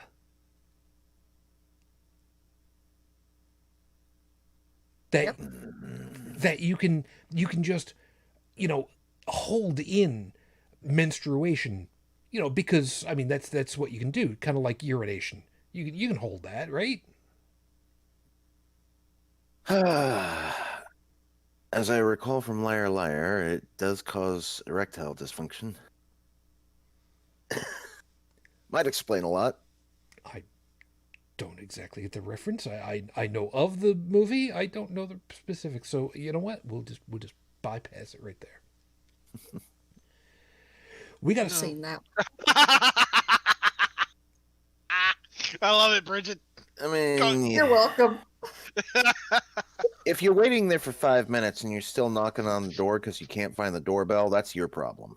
See, here's the really, really part that made me laugh is that Bridget typed in, can I say it? Yes. Okay. Bridget typed in, quote, they can't even find a woman's clitoris. And she's right. Now, here's the funny part. Well, here's the kind of sad part. There are a lot of women that can't find the clitoris either. As an example of one, Gwyneth Paltrow, the movie actress, star, that whole Goop line, she did a TV series on Netflix, whatever, and they were talking about the vagina. She could not properly identify the parts of her own vagina. I'm a guy. I can properly identify the parts of a vagina. I don't want to because I read books. Because I read books. Okay. And when I'm curious about something, growing up, my folks always taught me you go to a library and you read about it. But then you also have to go out into the real world. Some things that's easy to do, and some things may not be able to do it. It depends on each situation. So I had a habit of reading anything that about things that I was curious about. This is why I don't get squeamish about a lot of topics. I read things that like when I was in junior high, I read things that would have made my classmates sick. Not because it was disgusting, but because we didn't get that kind of medical knowledge. My local library actually had an extensive medical section. And it was interesting. Not interesting enough to become a doctor, but it was definitely interesting. The big book of STDs? Yeah, I hope I never see that on a living human being. And I feel pity for the doctors that do and the people that get them. When I was 14 or 15, I was cleaning offices, and it was an office, it was a medical building, and one of the offices was a gynecologist. And they were always throwing out books, so I had a look at this. Well, there was this book I found in the garbage that was actually all of the like yeast infections and stuff like that. Yeah, it's eye-opening. Oh yeah. These are, I remember when I was told by my school that we were going to be getting sex education. I was excited. I was like, I'm going to be mature about it. I'm not going to snicker and laugh. This is going to be great. And what we got was, wow, that was less than I learned on my own in the public library. This was nothing educational, truly educational about it. Now, granted, I was lucky. The people who were giving us the education said that the only 100% way to guarantee that you don't get a sexually transmitted disease is to not have sex. Other ways all have a probability based on, precautions taken. They didn't say that the only way you will prevent STDs is not having sex. They said that the only way to guarantee it 100%. There are other ways to do it. They talked about condoms and other stuff. So, it wasn't like down south in the southern part of the U.S. where, sex education is between man and a woman and you don't do it till you're married. Have a nice day. If you get that much. That's what I got. Yeah. And it's basically when you dig down, well, we're going to teach you about your own body. Yeah, I was expecting to learn stuff. I mean, I read a lot and I was like, okay, I know some of those books are old, so we've got to have like new information. I really was excited to be learning from people who were prepared to teach me as an adult. I was going to be treated like an adult. And instead, they treated us like kids. And they treat adults like that. I mean, people who spend their lives in a state of ignorance about their own bodily function. Shit, it's not like I was expecting a live demonstration or even a freaking porn video. I was just expecting some knowledge. Yeah, it wasn't Monty Python's meaning of life. When you tell me you're going to teach me something, okay, let's learn. But I expect to actually learn something. And I didn't learn a damn thing. I knew more than what they were teaching. I knew more, and I didn't realize it at that time, than almost all my classmates at that point. At least book-wise. And I actually went and had a relationship with one woman in my 20s who didn't know her own parts of her anatomy, had never done the recommendation of taking a mirror, and seeing what's going on down there, had, none of this stuff. I mean, it perplexed me. To be fair, I did that once and I couldn't sleep for about 3 weeks. Before or after surgery?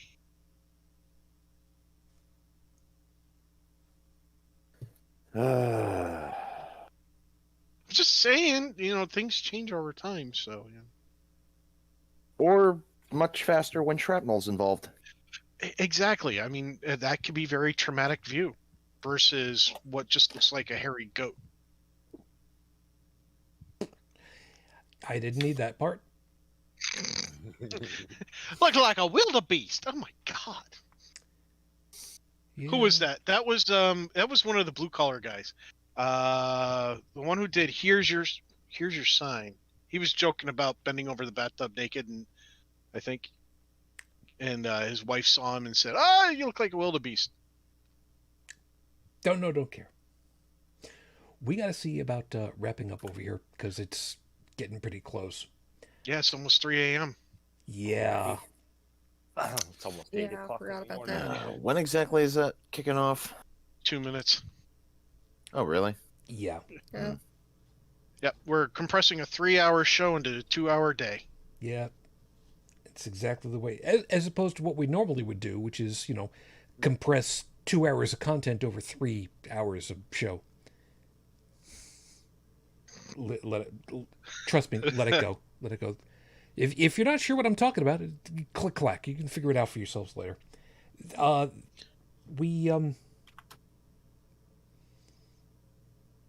don't know. Is there a last piece that anybody still needs to get as a finale out?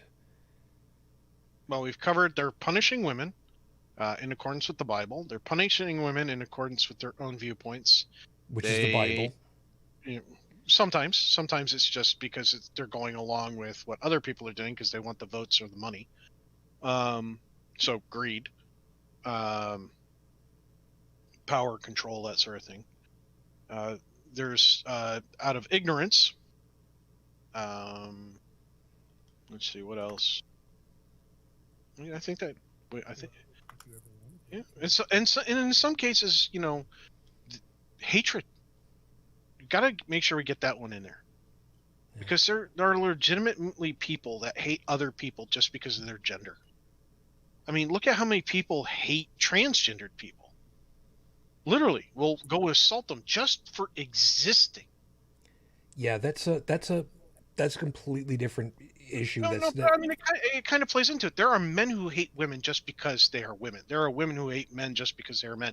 Although with all the shit going on in politics, I don't blame some of them. I gotcha. Yeah. But I mean, it tacks into there. That's all. I don't think that tacks into what we've got, though. But it's way too late to try to open that one now.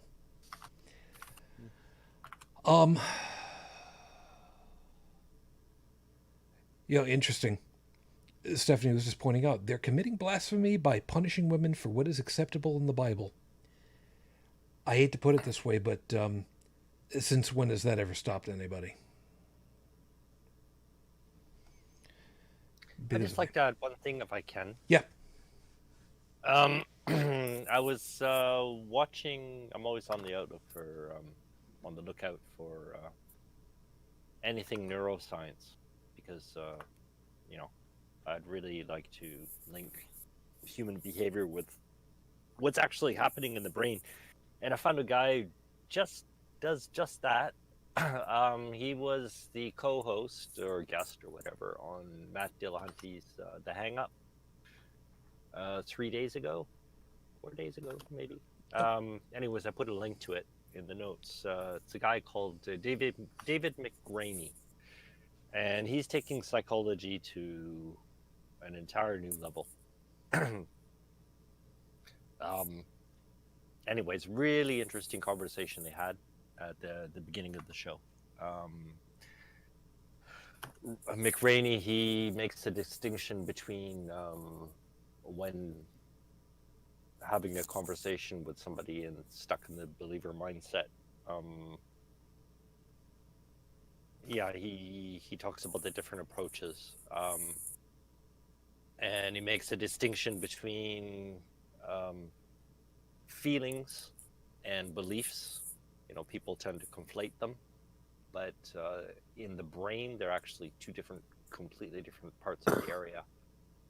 So if you heard something, they're gonna fall back to rationalization, which is basically, you know, finding selective factor, whatever, to reinforce their present state. But if you actually begin to question their beliefs or get them to question their own beliefs, then that's basically a road in. But anyways, it's a really interesting listen. Okay, I'll make sure that that's in the notes for everybody. Any last on again for anybody else?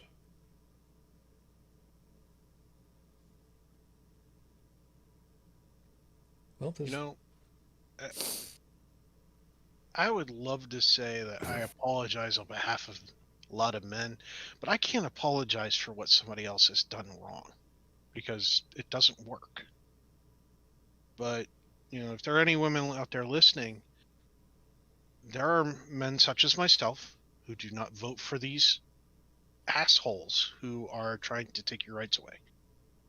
I do write letters to my Congress critters that are my representatives to tell them that, look, if you want to continue having my votes, these are the issues that are important that you do not screw with, you know? And if I'm part of the minority for that particular politician, I got to vote for another politician, you know? Forgive me for backtracking here a minute, but I just had a moment of lucidity. I know. Go for it. Rare. But I have to say that the irony is not lost on me that, again, the same individuals who keep trying to regulate and legislate the use of a uterus are also, generally speaking, the same individuals who have no idea how to properly use their dick. Not without medication, at least. Well, I was, more pointing toward, putting your dick places it shouldn't be, yada, yada, yada. But you mean like unpaid pages, for instance? See? Infidelity, Huber. Gotta love it. Yeah. And they get really bent out of shape if a fellow female lawmaker uses the word vagina on the floor. It just gives them the vapors. I mean, I guess we're supposed to call it. I guess we're supposed to refer to it as private parts or hoo-ha. I would personally love to give them the vapors, but they have way too good ventilation in that room, unfortunately. I think that I would actually. Hi, NSA. If I saw a lady politician and saw and heard her on TV use the word vagina, and then one of those regressive Republican pricks passed out on the floor, I'd be laughing my ass off. I would rewind my TV because I invested in one of those DVR things. I'd record the clip. I'd have that on, just like everybody else. I'd be putting it on the internet going, this is priceless. This is great. We need more like this woman right here to make this thing happen. They don't pass out, though. They just censure her for bad language on the floor. Yeah, I know. But it's happened. But then you go back to the horrible scopes, man. 3 minutes later, it's going to be all over TikTok. Mm-hmm. That's true. It just, I'm like, you can't handle the word vagina, yet you're passing legislation on it. I don't get it. Okay. We gotta roll up over here. But my last piece about this whole damn thing is real simple. You're out of your element, people. The worst part is you refuse to acknowledge it. I'm not saying that you don't recognize it. I'm saying that you refuse to acknowledge it. Whose fault is that? Whoever it is that taught you. And if you go ahead and say you're a self-made man, then you taught yourself. That's worse. Because just like with a person that represents themselves in law, you have a fool for a client. Thank you, everybody, for being with us tonight. Hope that you found something worthwhile in all of our perspectives and you got something to think about for the week ahead. Stephanie, thank you very kindly. Sorry you're the only one tonight morning, but you take good care of yourself. And remember, because of the time shift, oh God, we got to do this whole thing again. I will make sure that notice goes out to remind everybody that it's UTC plus or minus 454, just to be on the safe side, because you know how it's going to work out.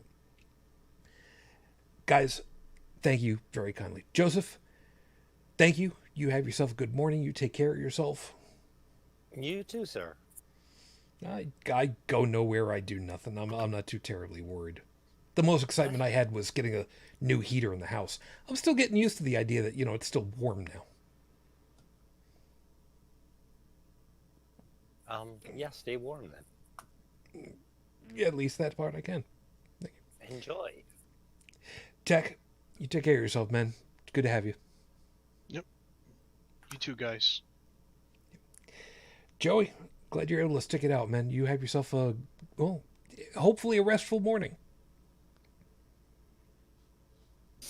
Yeah, it's sad because this is the one day of the year where I don't get to play Golden Earrings Twilight Zone. I know that one. There's no 2 a.m.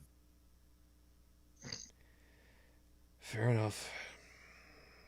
Bridget, thank you. You take care of yourself, and you keep punching at me. Keeps giving me ideas. I appreciate it. Thank you. After this many episodes, it's hard to find stuff to talk about. Yeah. But you know what? I'm still doing it because I'm still vain enough. Still doing it. I'm still that vain. And you keep doing it. So you take care of yourself, and again, you be safe out there. And fuck Mike Pence and Mitch McConnell and the GQP and the GOP and all of these evangelical fundamentalist asshats. Just fuck all of you. If there was a hell to send you to burn in, I would send you. I'd like to say that it was Florida. Yeah, Florida's its own special kind of hell. They can all go to Florida. I wonder what would happen if we would introduce malaria into the population of mosquitoes. And... You know what? I don't know. A lot of those torture dungeons get shut down. Once they get discovered. So I'm not sure that it would work anymore. Yeah, we'll deal with that later. I mean, they are having some mosquito issues, and it's possible that dengue and yellow fever and Zika could just run amok in that state. Yeah, that would but we, And, but and there's 4 variants of dengue fever, and if you have one, you're more susceptible to have a serious illness from the rest of them. Just saying. yeah, but we would never advocate for such a thing. That would be wrong. That would be wrong. Yes. So in the meantime, everybody, thank you very much for being with us. If you'd like to leave us a voicemail message, you can send it over to 859-HCTV 554, 859-428-8554. All of our contact information and link to grab the audio-only version of the podcast over at holycrapthevlogcast.com. We'll be looking forward to seeing you guys again next week. Not quite same bat time, not quite same bat channel, but similar. It'll be close enough. Same Batmobile. Yeah. It's just batty, though. Yeah. Yeah, this, man. We will talk with you same guys. Batcave. Yeah. Yeah, there is that. I'm really big into dystopian, fiction and stuff like that, but none of the dystopian fiction I've read or watched has prepared me for any of this. No. I actually had to No, it stop. hasn't. I had to stop reading this stuff. I read a lot of that science fiction with dystopian futures, the workarounds, all the little things about it. I like cyberpunk and all that fun stuff. But I had to stop in the middle of the pandemic. It was just too much. It was like, no. Yeah. This is too close to home. Yeah. I can't have my fiction become non-fiction. It's one thing if we make the tricorder reality. The Handmaid's Tale. Yeah. Yep. So, last item as we get out of here. We know full well that there are vaccinations that are making it out there, and very happy for that. Yes, we have concerns about what the really long-term effects are going to be, but let's face it, the long-term effects of this illness are bad. Whoever it is typing is really loud.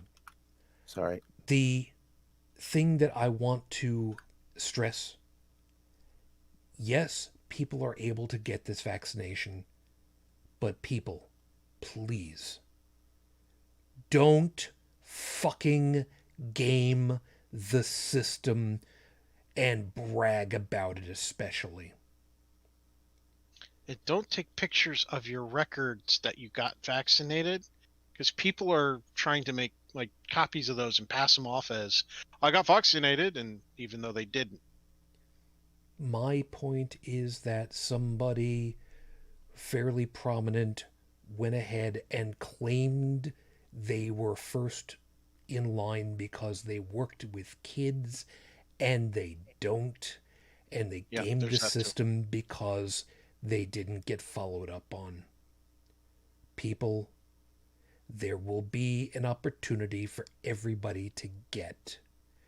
Don't be a dick. You can wait till May 1st. That's not that long. Meantime, please stay safe. We'll be looking forward to talking to you again real soon. So, until the next time we get together, everybody, as always, I wish you the peace I no longer have. I wish you the strength that I've learned. I wish you well. My lady, it's been too damn long. But I'm still in love with you. Matane Fujin. I love you. I miss you. Dream of me. Till the next time we get together, everyone, as always, good night.